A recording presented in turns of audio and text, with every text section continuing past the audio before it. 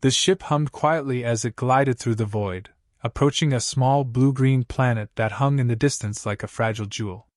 On board were a group of alien students, the brightest minds of their respective worlds, chosen for this rare field trip to Earth.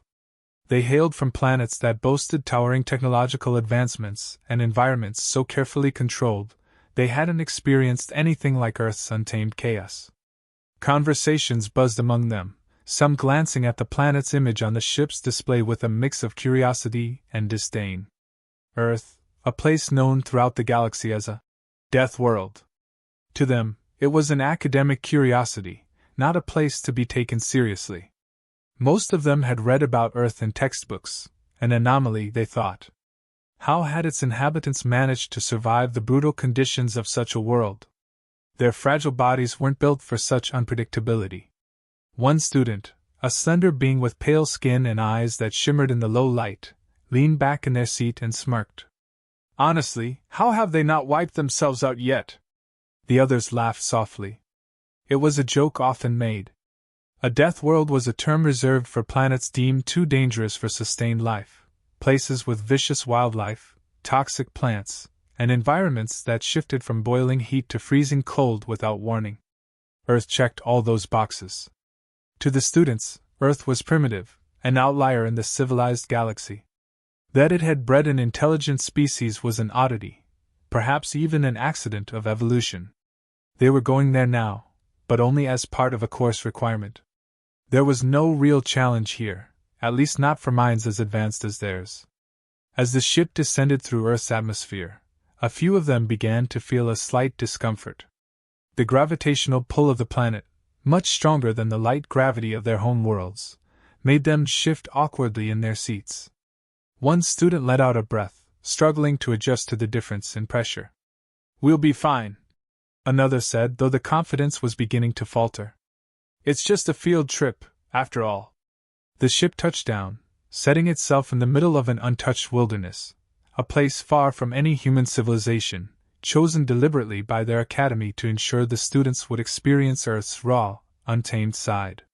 The ramp extended, and they stepped out into a world unlike any they had seen before. Immediately, the weight of the air hit them. Earth's atmosphere was thick, almost oppressive, and rich in oxygen, too rich, in fact. Some of the students coughed, their lungs burning with the unfamiliar air. Their delicate skin began to tingle, reacting to the microbial life that teemed unseen in the air around them. Despite their advanced knowledge, nothing had quite prepared them for the raw physicality of Earth. One student wiped their brow, already sweating from the unexpected humidity. "This is a death world?" The tone was dismissive, but there was an edge of unease creeping in. A few of them tried to activate personal shields, tiny devices designed to maintain controlled environments around their bodies. But the devices struggled, short-circuiting due to Earth's atmosphere and its unpredictable energy fields. "Primitive," one muttered, frustrated as they tapped at their malfunctioning gear. Despite their discomfort, the students' pride remained intact. They had studied Earth's ecosystems extensively, after all. This was a mere exercise, a test of endurance, nothing more. How hard could it be? Their mission was simple: study Earth's ecology, observe the wildlife, and complete a series of survival challenges. Earth was known for its volatility, but they were confident. After all, they had technology, intelligence, and the backing of the finest academy in the galaxy. The humans, they thought, were just fortunate to have evolved in such a hostile place. But as they gathered their equipment and began the hike into the wilderness, the nagging sense that this place was different, dangerous in a way they hadn't fully understood, began to settle in their minds. "This is nothing," one of them said, but the conviction in their voice had started to waver. "We've studied worse environments." As they moved deeper into the untamed wilderness, they couldn't shake the feeling that they were stepping into the unknown, not just a primitive planet, but into a challenge far beyond anything they had faced in their controlled, sterile worlds. What could this planet, this death world, possibly teach them? They were about to find out. The moment they stepped onto the surface of Earth, it felt like the planet itself was pushing them down, pulling on their bodies with an unforgiving force. The gravity hit harder than they had expected. Their legs trembled under the unfamiliar weight, every step becoming a struggle to maintain balance. The arrogance they had carried with them from space wavered in the face of Earth's raw, unyielding presence. Breathing became a battle. The atmosphere, thick with oxygen, burned as it filled their lungs. What was supposed to be air, a life-giving element, felt more like fire spreading through their chests. Theoretical knowledge had done nothing to prepare them for this sensation. Some of them doubled over, coughing, gasping for air that refused to cooperate with their delicate biology. It wasn't just the air that attacked their systems. The very environment seemed to seep into their skin. Their bodies, used to sterile, controlled atmospheres, started reacting violently to Earth's microbial life. One student's skin erupted in hives, another's eyes swelled with irritation. Panic set in as they realized how foreign, how hostile, this planet truly was. This was no pristine academy simulation. This was survival in its purest form, and they were woefully unprepared. Their attempts to activate protective shields or personal environmental controls only added to their frustration. The tech, which had been so reliable back home, malfunctioned here. Earth's strange energy fields interfered with their equipment, leaving them exposed to the full force of the planet's elements. What had once seemed like a laughable inconvenience, primitive humans surviving without advanced technology, now began to feel like an uncomfortable reality they were forced to face. And then came the wildlife. It wasn't the massive predators that first caught their attention, but the small things. Tiny creatures, buzzing and crawling, creatures they had once considered too insignificant to matter, suddenly felt like threats. Insects circled around them, and what should have been harmless became sources of terror. The way they darted, their erratic movements, they felt foreign, uncontrolled. One student swatted at a mosquito, recoiling in disgust as it left a welt on their fragile skin. Another shrieked when a spider scurried across their path.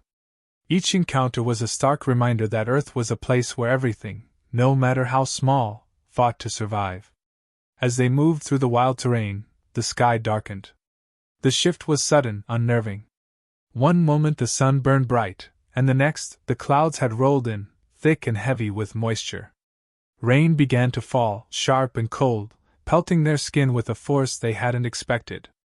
Their clothing, designed for aesthetics more than functionality, soaked through quickly, offering little protection. They shivered uncontrollably, their thin frames ill-suited to handle the rapid temperature drop. Wind lashed at them, howling in their ears, as Earth's weather system showed its unpredictability. For the first time, the students began to feel genuine fear. What had started as a simple field trip was becoming something more, something dangerous. They exchanged nervous glances, their earlier bravado fading as reality set in. One of them muttered through chattering teeth, "How do they live like this?" The question wasn't rhetorical. It was filled with genuine confusion, and beneath that, a growing respect for the humans who had adapted to these conditions as if they were second nature. Fatigue set in quickly. The mental and physical strain began to take its toll. Muscles ached in ways they had never experienced before, sore from the constant struggle to move under the planet's gravity. Breathing still felt like an ordeal, and the oppressive atmosphere weighed heavily on them. More than one student stumbled, collapsing to their knees in exhaustion, their bodies unwilling to continue fighting against the world's relentless forces. Frustration simmered in their ranks. Complaints grew louder, each student voicing their discomfort, their pain. "This is madness," one of them spat, wiping mud from their face. "Why don't the humans fix this? Why haven't they used their technology to make this world livable?" But deep down, they knew the answer. Earth wasn't something to be fixed. It was something to be endured, and the humans had found a way to thrive here, in conditions that would break most other species. That realization was slow, creeping up on them as the storm raged around them, as the insects continued their assault, and as the gravity pulled at their bones with relentless force. Their superiority, their sense of intellectual dominance, began to crumble. This was no backwater planet. This was a place that tested its inhabitants every single day, and somehow, humans had passed that test time and time again. The alien students, so sure of themselves, were being shown just how fragile they truly were in the face of a world that refused to be tamed. The landscape, once viewed as nothing more than an academic challenge, now loomed around them like an indifferent, uncaring force. The Earth did not care about their intelligence, their technology, or their advanced minds. It was not impressed by their achievements. It simply existed, harsh and unforgiving, and they had no choice but to adapt, or fail. The students, already struggling, were starting to understand what that meant. The alien students, still grappling with the intense conditions of Earth, found themselves unexpectedly joined by a group of human survivalists. These humans, unlike the students, seemed entirely at home in the brutal environment. Dressed in practical, rugged clothing, they moved through the wild terrain with the kind of ease the students had only read about. The humans were unfazed by the oppressive gravity, the biting cold of the rain, or the presence of unpredictable wildlife. Their confidence was palpable. At first, the students were skeptical. What could these humans, with their simple tools and primitive knowledge, possibly offer to beings from advanced worlds? But as the survivalists began their work, the students couldn't help but watch in a mixture of awe and disbelief. The humans quickly set to work, lighting fires with materials gathered from the forest, crafting makeshift shelters out of branches and leaves, and even locating edible plants that were native to the area. Their knowledge wasn't born from textbooks or simulations, but from centuries of living and adapting to this hostile world. The contrast was stark. Where the alien students struggled to adjust, the humans thrived. The survivalists moved through the environment with a quiet competence, their actions born out of necessity rather than luxury. They weren't burdened by the same delicate physiology or reliance on advanced technology. The aliens, once so sure of their superiority, could only watch as the humans demonstrated an understanding of their world that went far beyond what they had imagined. One of the students, eager to prove that their technology was still superior, deployed a small drone designed to analyze the terrain and provide data on potential threats. The students gathered around as the device buzzed into the air, its sleek design and advanced sensors a symbol of their academic prowess. But within moments, the drone began to sputter, its systems overwhelmed by the storm that had rolled in. The heavy rain short-circuited its circuitry, and it fell to the ground useless. Meanwhile, one of the humans knelt on the forest floor, using nothing more than a simple metal tool to clear a path through dense underbrush. The aliens were stunned. Their advanced drone had failed in the face of Earth's unpredictable conditions, yet the humans, with only manual tools in their hands, continued working without issue. There was a growing tension within the group. The alien students had always believed that their technology would elevate them above any challenge, but here on Earth, it was the humans' adaptability that shone brightest. It was a humbling realization. As the hours passed, the students' discomfort grew into something more troubling. One of them, a student who had been particularly vocal about Earth's primitiveness, misstepped on a loose patch of soil and fell, breaking their leg in the process. Panic set in among the group. Their medical devices, while advanced, struggled to treat the injury in Earth's atmosphere. The students crowded around, frantically attempting to recalibrate their technology, but nothing seemed to work. The equipment wasn't built to handle Earth's harsh reality. It was then that one of the human survivalists calmly approached. Without a word, they began applying simple first aid techniques, stabilizing the injury with nothing more than a few branches and some rope. They worked quickly and efficiently, using their hands and intuition to treat the injury in a way the alien technology couldn't. The students' pain began to ease, their panic subsiding as the humans' practical solution took effect. For the first time, the alien students were forced to admit that the humans possessed a kind of strength they hadn't anticipated. This wasn't just brute survival. It was a mastery of their environment that came from living in constant challenge. Earth hadn't just shaped its inhabitants to survive, it had shaped them to thrive. From that moment, something shifted in the group. The students, who had spent the entire trip holding themselves above the humans, began to follow their lead. They watched closely as the humans taught them how to gather food, light fires, and build shelters. These were skills the students had never imagined needing, let alone learning. Yet, despite their initial awkwardness, they began to adapt. Their steps grew steadier, their hands more sure as they mimicked the humans' movements. It wasn't easy. Their bodies were still weak, their muscles not used to the constant strain of Earth's gravity. Their lungs still burned in the oxygen-rich air. But now, instead of fighting it, they accepted it. They began to see that survival on Earth wasn't about overpowering the environment. It was about understanding it, about working with it rather than against it. As the days wore on, the alien students' views of humanity shifted dramatically. What they had once dismissed as primitive instincts were now seen as the product of millennia of hard-earned experience. The humans weren't just surviving, they were thriving, and they were doing so in ways the students' advanced technology couldn't replicate. The students began to respect the humans not because of their technology, but because of their ability to endure, to adapt, and to make the best out of whatever Earth threw at them. The simplicity of the humans' tools was deceiving. They weren't primitive, they were effective. In the end, the alien students learned something they hadn't expected. Earth wasn't just dangerous because of its environment. It was dangerous because it had forged a species capable of surviving anything. The humans didn't need the most advanced technology or the safest environments. They had evolved in a place where only the adaptable thrived, and that adaptability was their greatest strength. And in learning that, the students came to understand why Earth was called a death world, not because it destroyed its inhabitants, but because it demanded they become stronger than anything else. The final trial came without warning. One moment the alien students were struggling through the routine survival tasks they'd been learning, and the next, the ground beneath them began to shake violently. Earth's unpredictability was once again on full display. The tremors intensified, trees swaying ominously, as the humans quickly recognized what was happening.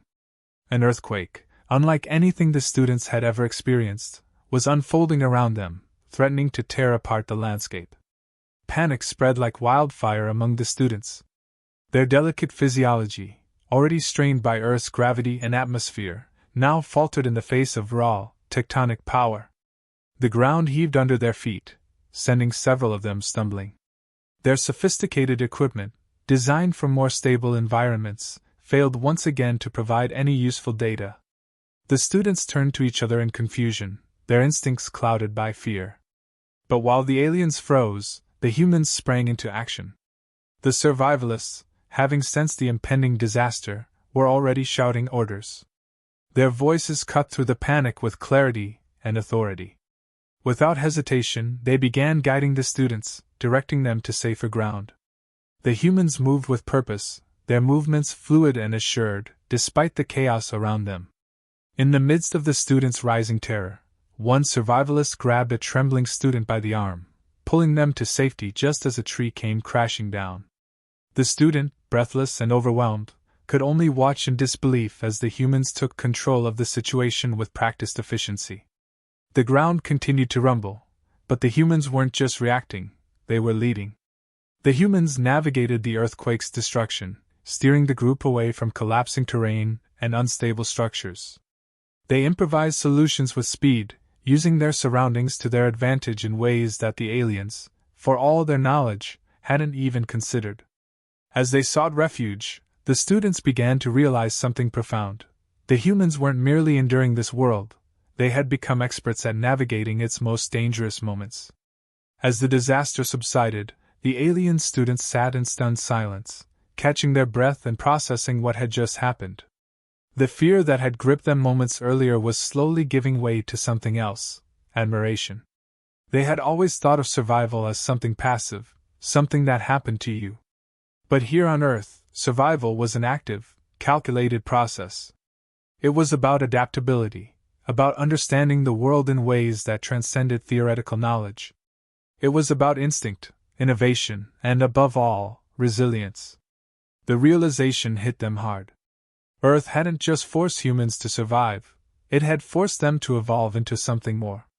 Earth's unforgiving nature had turned survival into a skill, a talent, and even an art form.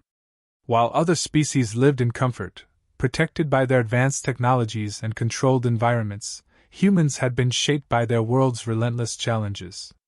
Every storm, every earthquake, every deadly predator had taught them something. Each generation had passed down not just stories of survival, but lessons on how to thrive in the face of adversity. One of the alien students, still reeling from the experience, reflected on how different this was from their own homeworlds. There, technology had solved every problem before it even arose. Life was predictable, controlled, safe. They had never needed to adapt because nothing had ever truly threatened them. But here, on this Deathworld, danger was constant, and it had forced humanity to adapt in ways the students had never considered possible. As they processed this, they understood the real reason Earth was called a death world. It wasn't just because it was dangerous. It was because the danger had become a catalyst for transformation. Earth had made its inhabitants into something unique in the galaxy. Humans weren't just a product of their environment. They were a product of constant struggle, forged in the crucible of a world that never stopped challenging them. The students began to appreciate the humans in a new light. Their simplicity wasn't a weakness, it was their strength. Their technology might not have been as advanced as what the aliens were used to, but it didn't need to be. The humans had mastered something far more important, the ability to think on their feet, to solve problems with whatever was at hand, to act decisively in the face of chaos.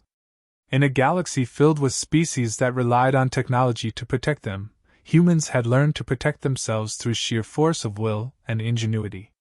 After the trial, the students boarded their starship, forever changed. As they settled back into the familiar comfort of their artificial environments, they no longer felt the same sense of superiority. Earth had humbled them.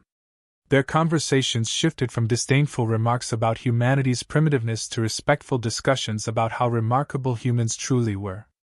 They spoke of the human survivalists with admiration, recalling how they had moved with purpose through the earthquake, using nothing but their wits and hands to guide the group to safety. These humans, living on a world that seemed determined to crush them, had become the ultimate survivors. Their resilience was not something that could be quantified by technology or measured by academic standards. It was something far deeper, an instinct, a drive that had been honed by generations of living in a place where survival was never guaranteed. As their ship lifted off, breaking free from the planet's atmosphere, the students found themselves gazing back at the blue and green world that had tested them in ways they never imagined. Earth, with its storms and earthquakes, its deadly wildlife and crushing gravity, had left a mark on them. But more than that, it had shown them something they would carry with them for the rest of their lives. The truth of why Earth was called a death world was clear now. It wasn't just a place of danger, it was a place that created survivors. Humans had been shaped by this world, molded by its challenges into something far more powerful than they appeared. They didn't just live on a death world, they thrived on it. And in doing so, they had mastered the art of survival in ways that no amount of technology or intellect could ever replicate. As their starship drifted further from Earth, one of the students whispered what they were all thinking. "In the end, they've mastered survival itself."